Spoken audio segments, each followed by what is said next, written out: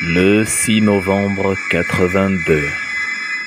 Quel jour sinistre. Le 6, le 6, le 6. Comme le chiffre de la bête de l'Apocalypse dont parlent les Écritures. Marlys Doualabel nous a dit cette semaine que c'est Dieu lui-même qui a choisi Paul Biya. Alors il y a deux hypothèses. Soit elle s'est trompée, soit Dieu s'est trompé. À vous de voir.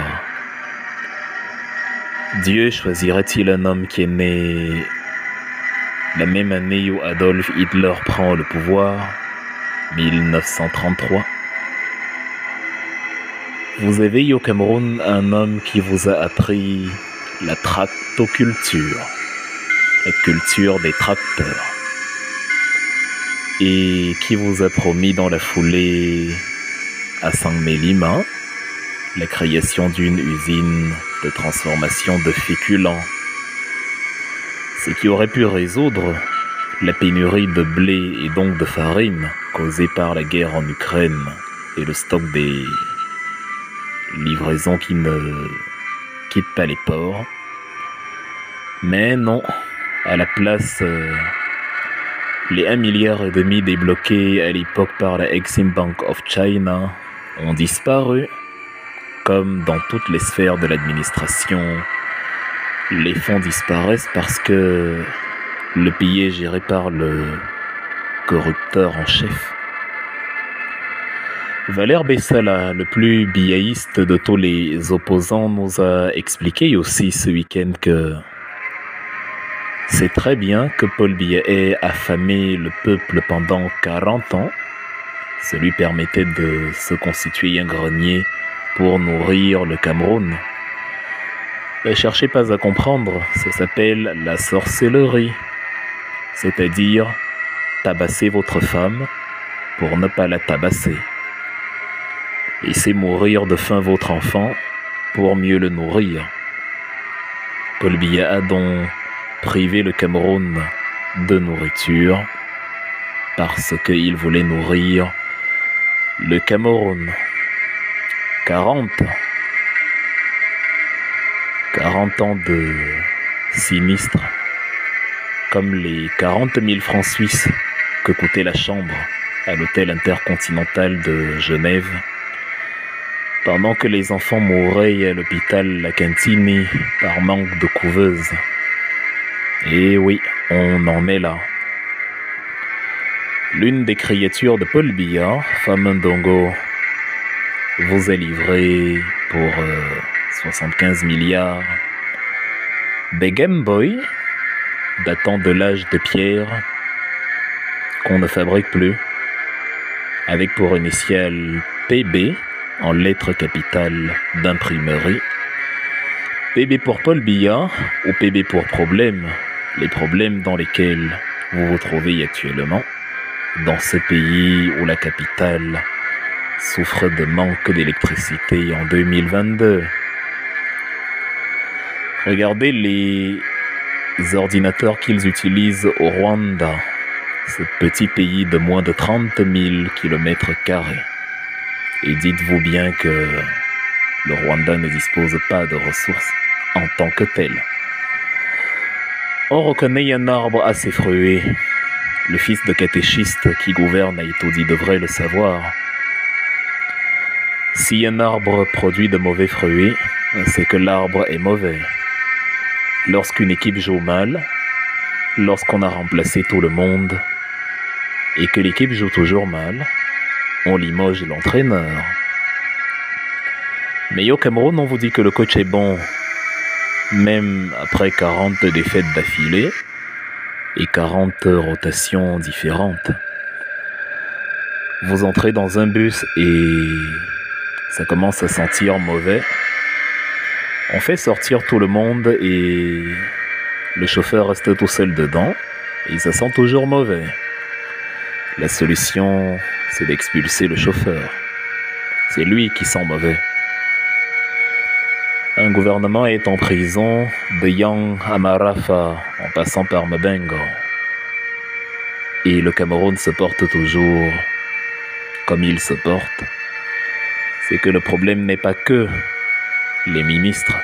Le problème, c'est celui qui est à la tête d'un pays qui, en 99 comme en 98, a remporté la palme d'or de la corruption. Eh oui, vous avez créé son Excellence Paul Biya, Camley ou Camer ou Camterco, la seule compagnie terrestre d'Afrique, car c'est une compagnie finalement où, comme je l'ai dit une fois, tout le monde vole, sauf ce qui doit voler. Camterco possède environ 6 avions pour 9 destinations quand ça fonctionne. La petite flotte rwandaise de Rwan Air possède 11 avions pour 24 destinations, parmi lesquelles Bruxelles et Londres. Au Cameroun, donc, on vous a volé 3000 milliards pour des infrastructures inachevées par ailleurs, qui auraient pu construire des centres de recherche contre des maladies comme la drépanocytose ou accentuer l'éradication du paludisme qui tue 4000 personnes chaque année au Cameroun, selon les chiffres du Minsanté évidemment, puisque dans le réel, ceux qui ne sont pas répertoriés portent le chiffre à 11 voire 15 000 personnes qui meurent en 2022 de paludisme. Mais Manaoda Malachi a quand même, en plus de ça, trempé la main dans le Covid et les fonds alloués au FMI. Parce que la fraude est la norme, la devise. Paix, travail, fraude.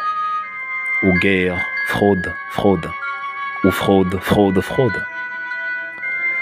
Le Cameroun est donc le seul pays au monde qui a construit pour 3000 milliards des infrastructures qui, en principe, devraient valoir 6 fois moins cher, grâce à Paul Biya et son vice-dieu, et qui a même construit un hôtel souterrain, le seul hôtel souterrain dont on n'a jamais vu l'ombre.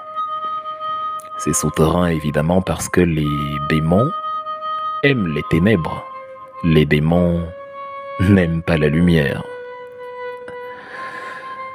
La couverture d'eau dans un pays où tous les départements portent les noms de cours d'eau que nous avons est minimale, voire inexistante dans ce pays-là au XXIe siècle. Les 3000 forages qu'on vous a promis dans le septentrion n'existent que dans l'imagination de Msanga Nyamding, biaïste déçu et déchu,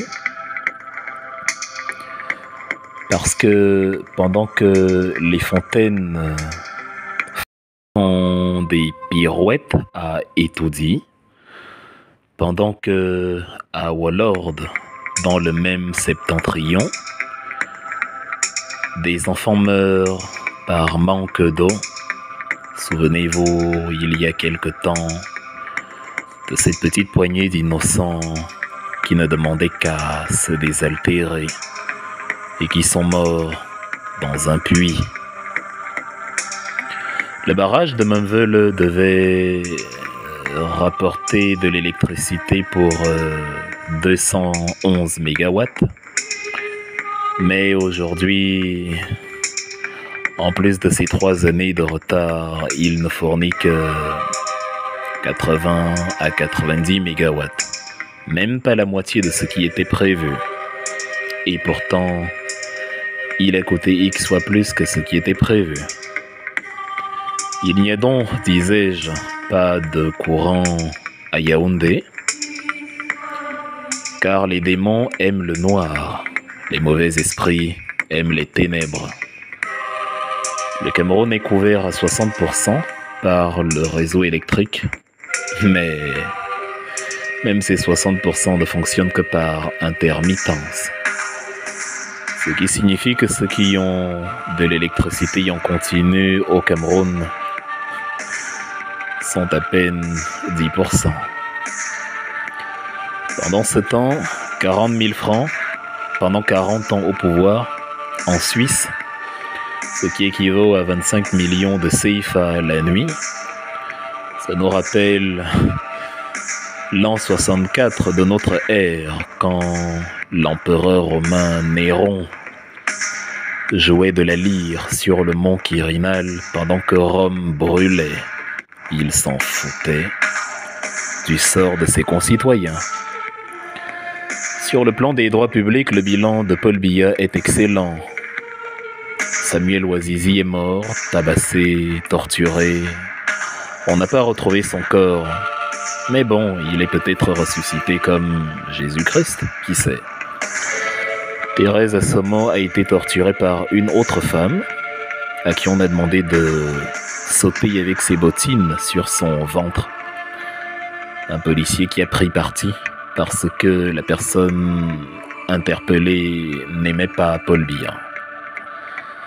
Monsieur Fondiko Daouda, qui il y a quelques jours à peine réclamait encore sa CNI, a été arrêté et a été contraint d'abandonner sa pauvre femme qui avait eu un accouchement difficile.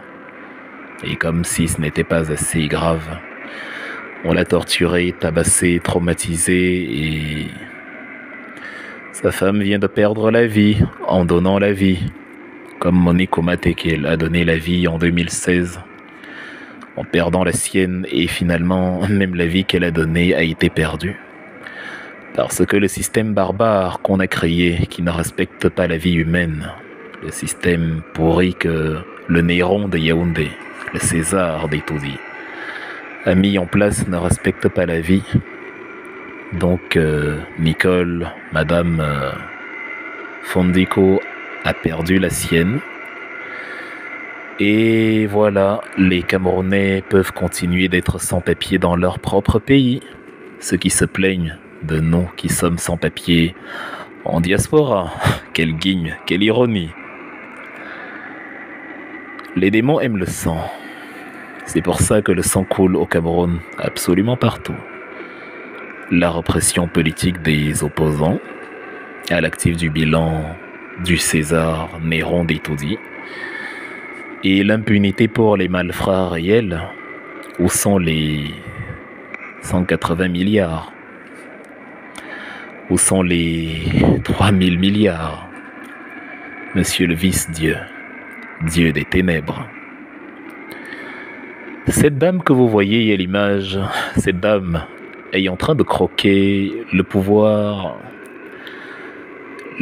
politique du RDPC. Il se résume à ça, l'estomac. C'est le programme du renouveau. Ne cherchez pas le projet de société de Paul Biya, vous l'avez sous vos yeux. Parce qu'en fait, ils n'ont pas de projet politique. C'est une page blanche, une page vierge, une page vide. Rigueur et moralisation, quand on remporte plusieurs fois de suite par les organismes observateurs internationaux tels que Transparency, le vrai, pas celui qu'on vous a ramené en 2018. Évidemment, c'est de la poudre aux yeux. Rigueur et moralisation. Est-ce que Paul Biya vous avait dit en 2004 que quand il dit grandes ambitions, il a besoin de 7 ans pour avoir des ambitions? Non, vous pensiez que vous aurez des réalisations, des infrastructures. Il n'en a rien été. Est-ce qu'il vous a dit après que les réalisations à partir de 2011 resteraient elles aussi en projet? Non. Vous avez pensé que non, c'est des réalisations maintenant. Et en 2018, il vous dit les grandes opportunités. Donc, c'est maintenant que vous avez l'opportunité de réaliser. En gros, rien n'a été réalisé avant. Bref, passons. Ne parlons plus du Cameroun le vrai, qui est le Cameroun des grandes déceptions. Cameroun de la grande perdition, de la grande prostitution. Parlons des réussites de Paul Biya. Les brasseries représentent une réussite du renouveau. Les brasseries réalisent 16 milliards de bénéfices en moyenne chaque année. Elles sont détenues par le groupe Castel à 84%, un Français, pour ceux qui pensent Paul Biya panafricaniste qui veut sortir de la colonisation. Le tribalisme, souvenez-vous de la chasse à l'homme à Douala, il y a quelques mois, à peine, où on vous envoyait traquer d'une graphiste, parce qu'il n'était plus question de programme politique, mais de tribu. Tribalisme d'État. Tu fais quoi dans les choses? Un graphiste. Allez à Douala et découvrez parmi les belles réalisations le pont le plus idiot d'Afrique qui est situé à peine à quelques mètres du second et qui se partage le même carrefour, en gros, qui n'a rien résolu de ce pourquoi on l'avait construit.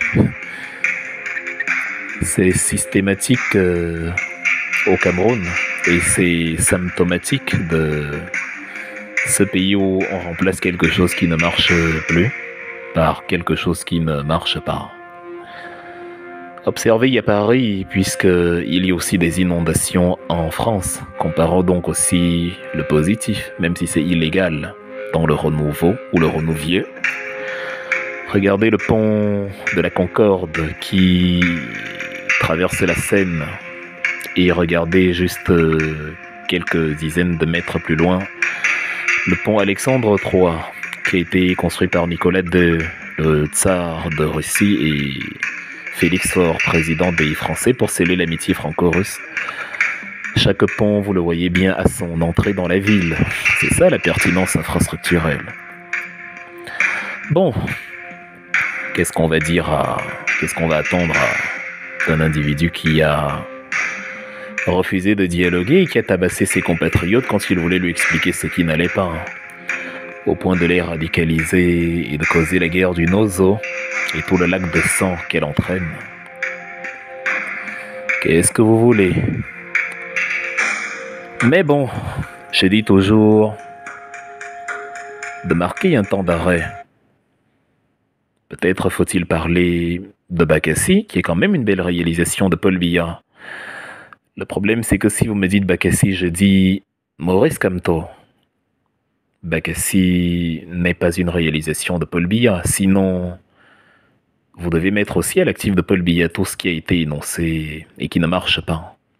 On ne peut pas être responsable de tout, mais coupable de rien. C'est de la sorcellerie. Le 21 juillet 90, Paul Biya a dit dans une interview qu'il veut qu'on retienne de lui celui qui a rapporté la paix, la prospérité, la démocratie. Si vous avez l'impression que vous pouvez marcher à Yaoundé avec votre téléphone portable, à minuit, sans craindre d'être écorché vif, alors oui, le Cameroun est un pays prospère. Mais vous savez que non, c'est impossible. Et vous pensez que vous êtes prospère et que vous êtes en paix, allez à Mouyouka, allez à Batibo, allez à Ngarbo, allez à Kumba, et surtout portez un pain du RDPC avec vous. On aime beaucoup Paul Biya là-bas, et vu qu'il y a la paix, on vous accueillera avec joie. Si vous pensez qu'il y a la démocratie au Cameroun, alors marquons un deuxième temps d'arrêt. Vous avez vu le fils.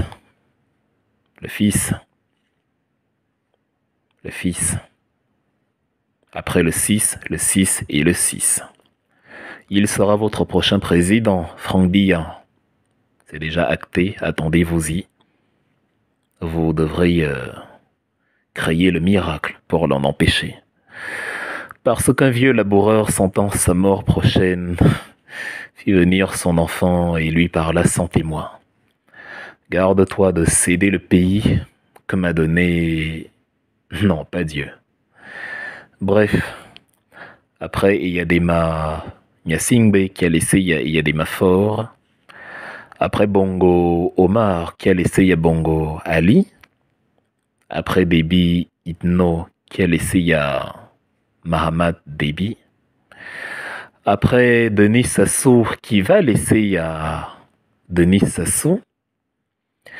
Et après Obiang qui va laisser au bien Théodora.